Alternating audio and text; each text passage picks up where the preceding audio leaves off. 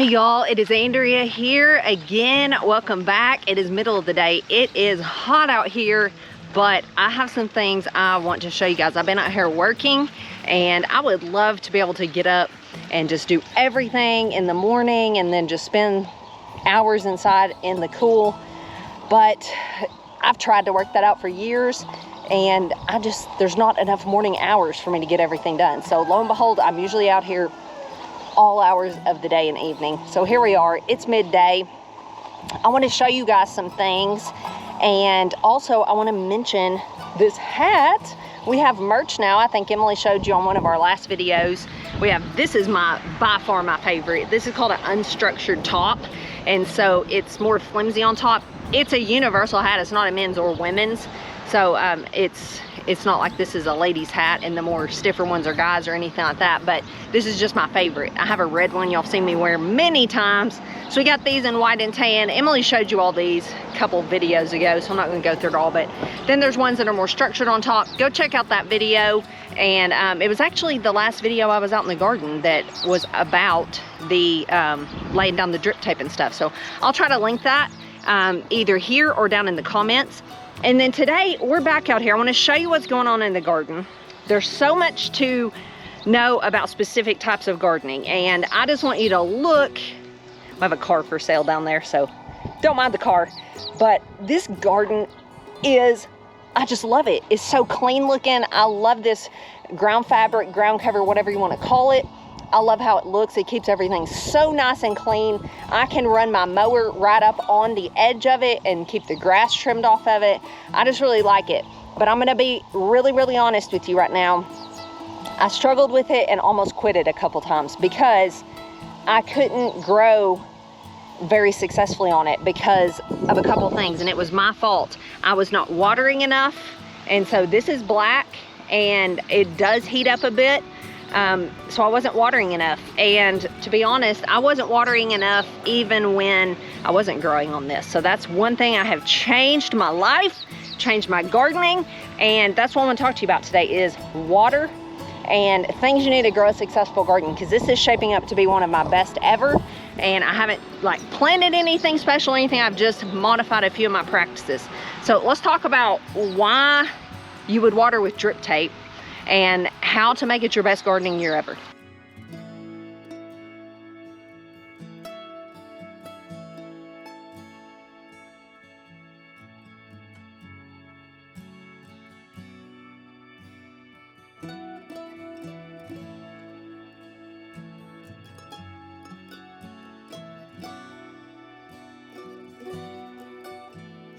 So I don't think there's much secret to the fact that you have to water your garden unless you just get an abundance of rain, which in the summer months we do not here in the South, and especially here in Arkansas where we are located. So if you do, this might not apply to you, but here in the South, it gets hot and dry in the summertime. So let's just establish that fact here at the beginning. You need to water, and you need to decide how you're gonna water, and that's where on the last video we showed you putting down the drip tape came into play. And since doing that, it has been really, it's changed the gardening game for us here growing on ground fabric. Now, ground cover and ground fabric is a whole nother topic in itself. You can see our entire garden is covered in it up front. We're not growing in the back this year because we are putting in a high tunnel back there. And I don't know, we may even wind up covering in there. I'm not sure yet. That's still up in there how we're gonna grow in there. But this whole front garden is covered. So we had a couple choices. We could set up like a sprinkler system to water overhead, or we could take the time and lay this drip tape down. Now, just like the ground cover, the drip tape, I've heard one argument against it is that it's labor intensive. And we did show you on the last video that yes, it did take some time, a few hours, but a few hours of your time, we have now a really great setup to water all summer long. Another thing is the ground cover. It's labor intensive at the beginning, but there's hardly any weeding. I will have to do a little light weeding where weeds come up through the holes or whatever. But other than that, that eliminates so much work later on, and the drip tape is kind of along the same lines. It's really not gonna affect my daily life, but I want this video out there to answer some of the questions about, if you're thinking about it, about why it might be a good idea, and then you can apply it to your situation and decide. So just like the ground cover and the drip tape is some work up front, now the work is done. And now we have a way to water to where we're not watering overhead and applying water on the top of the plants, because really that's unnecessary. Where you want the water to be is down here at the base of the plant. You want the water to go in here where the root system is, because that's where the water's needed from the plant to absorb it and take it up and use it effectively. If you are watering overhead, while that may be easier to go put some sprinklers up, you're taking a much bigger chance of disease and things on your plants. And you may say, well, what about rain? That waters them from the top. It does, but that's rain. You're not raining on your plants, and too much rain can actually introduce disease as well. So, but there's nothing you can do about rain, but why would you want to make the situation more risky for disease and things to hit your plants, pests, all kinds of things like that, by keeping them wet all the time? Another thing I want to mention, I mentioned that we are growing on ground cover, but if you are not, you're going to have rows that have nothing in them between your plants. As you can see behind me, you can see some plants and further over some more plants, and your garden's going to be the same way. So if you are just watering overhead, you're watering your walkways as well. So not only are you making them potentially muddy and hard to walk in and hard to work in, you're also watering them, so you're encouraging weed growth and things that then you have to do something about. You have to be pulling weeds, you have to be tilling, whatever method it is you choose to use. And if you just are watering your garden plants, it's okay if the rest of your ground, gets dry and discourages things to grow in the hot, dry summer, because you really don't want things growing in your rows. Finally, I want to mention cost. While there is a cost to drip tape systems, just like anything else, you are potentially saving a lot of money on your water bill. If you're watering your entire garden, like I just mentioned, your walkways and everything, that then requires you to go in and try to kill weeds because you've encouraged them to grow because you've watered them, you're wasting a lot of water, and that's where we've been in the past, as well as then it just makes a muddy mess to go out there and try to harvest in the next, little while after that. So a system like a drip tape system, one reason we've used it is because it is highly efficient. You're just watering your plants and not things that you don't want to be watering, which in turn, I just turn it on while I'm working outside. I keep an eye on it, and then I turn it off. And I've only watered my plants. I haven't watered everything, and it's much, much more efficient and cost effective as far as your water bill goes. And I think you will see that the investment is very much worth it.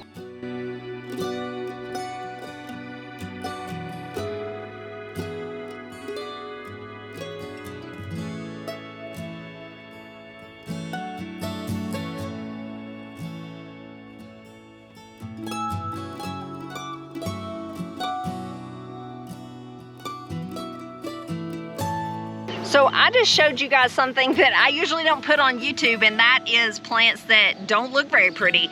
They have some pest damage and things like that. They're not something that most people want to see, but you can see from my cabbages that I have battled some pests this year. It's just the nature of cabbages in Arkansas, to be honest with you, along with broccoli and cauliflower and those early plants. If you're not watering and feeding those, they don't come off in time to really avoid the pests. And even when you do that, sometimes you're still gonna battle them. But here they are, it's really hot, it's June, and they're still out here trying to grow, and I'm battling some pests. So one argument I saw just today against a drip tape system was, if you want to move your garden layout around, you can't do that if you lay down drip tape.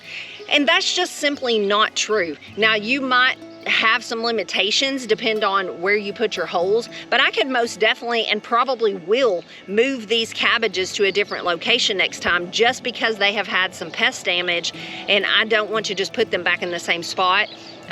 Some types of pests live in your soil and will overwinter there and different things like that. So I definitely probably will move those around. But you will just have to look at where your holes are. If you decide to move it, dramatically, you might have to kind of patch some holes or put some more holes, or that will just be something you will have to face if you're planting on ground cover. But as far as the drip tape goes, if you're just planting in the ground, there's definitely ways that you can go ahead and work your ground and things like that and leave your drip tape in place. Now, I'm not going to promise that you'll never have to move it, but I do want to just end this video by saying, while it may seem like work at the beginning, and believe me, I have always been someone who I'm like, yeah, we'll do that later. And I'll think, okay, let's put that off for now. And that's something I battled, especially when I was younger. I'm going to be honest with you, I shied away from hard work. And I'm not saying if you haven't done drip tape, you're shying away from hard work. So do not misunderstand me. But I was someone that if it was like, yeah, looked like a pretty good sized job, I was like, yeah, I don't want to do it. And I've just developed, you know, more of a hard worker mindset over the years.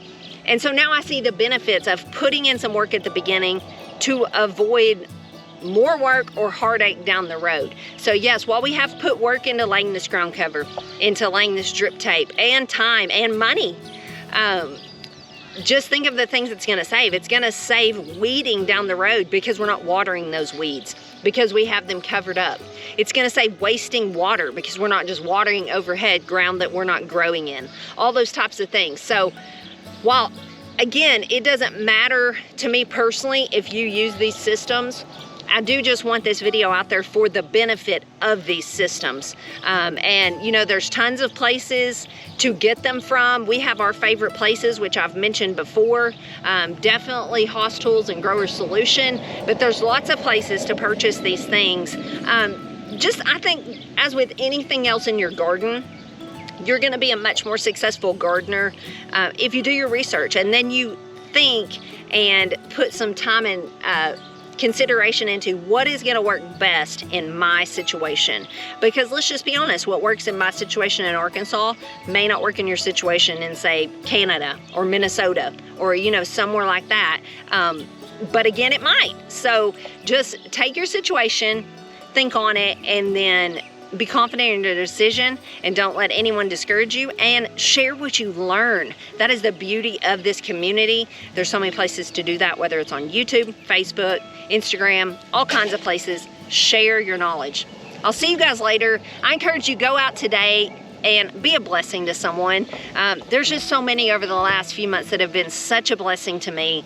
I just really want to pay it forward, and I encourage you to do so. I'll see you guys later. I love and appreciate you. Thanks for spending a few minutes with me, and God bless.